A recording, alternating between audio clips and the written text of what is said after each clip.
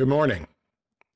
You can see the studio is in massive disarray behind me, but I wanted to make a very short about the passing of Jeff Beck. I hope it's short. I went to college a couple of years early and was in a dorm room in 1975 or 76, probably. I was probably 16.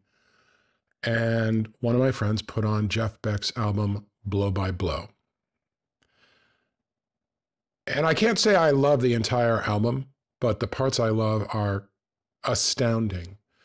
And I would particularly mention the songs, the pieces, Diamond Dust, and of course the most famous, is it Since We've Ended as Lovers or 'Cause We've Ended as Lovers? I can't remember, but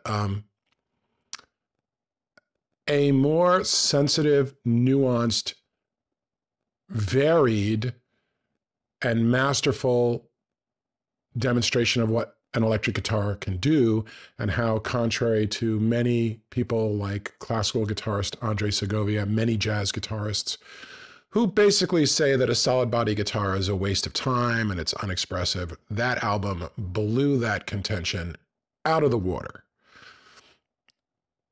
And my mind was blown. And ever since then, Jeff Beck has been one of my top 3 or 5 favorite guitarists. I would say probably at this moment, in terms of the rock era, it's Zappa, Hendrix, and Beck.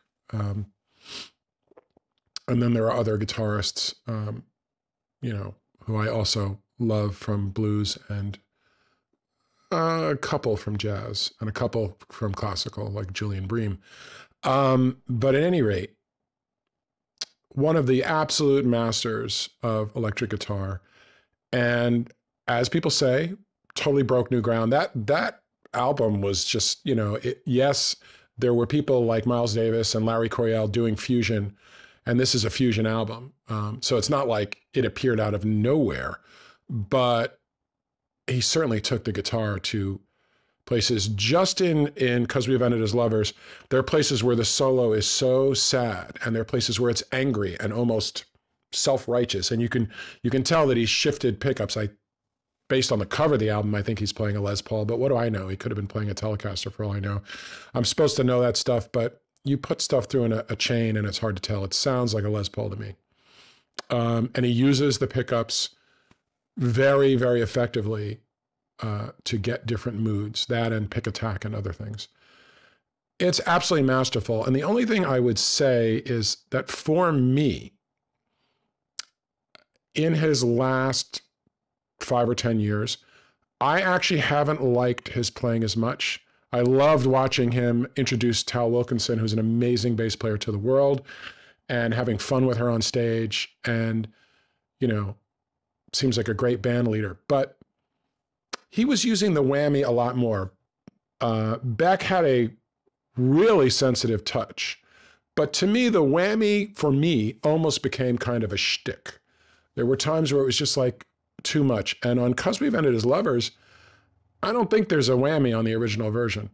I should go back and listen to it, but it certainly doesn't have all of this fluid whammy work that no one else can do. And he's doing it while doing volume swells with his finger, which is insane. I use a volume pedal when I want a volume swell. I never use my fingers on a volume knob.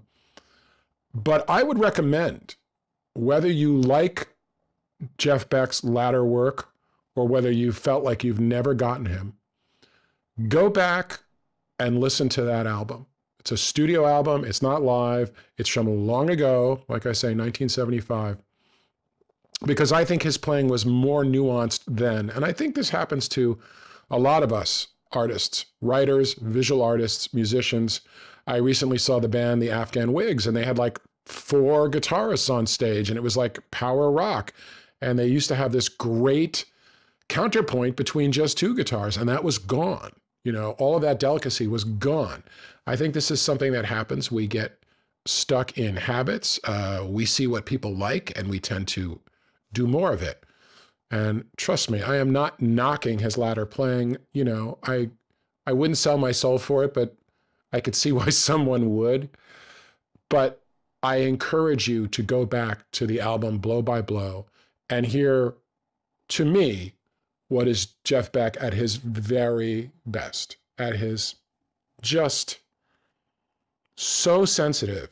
So, like, to put it in more New Age terms, Jeff Beck channeled his divine masculine and his divine feminine in that song.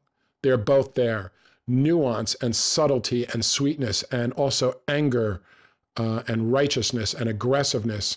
It's all there. That counterpoint between yielding and aggression. It's this amazing dance of those different energies. And it's pretty much the most amazing demonstration of the emotional sensitivity of the electric guitar that I've ever heard. Rest in peace, Jeff. You were one of the greatest.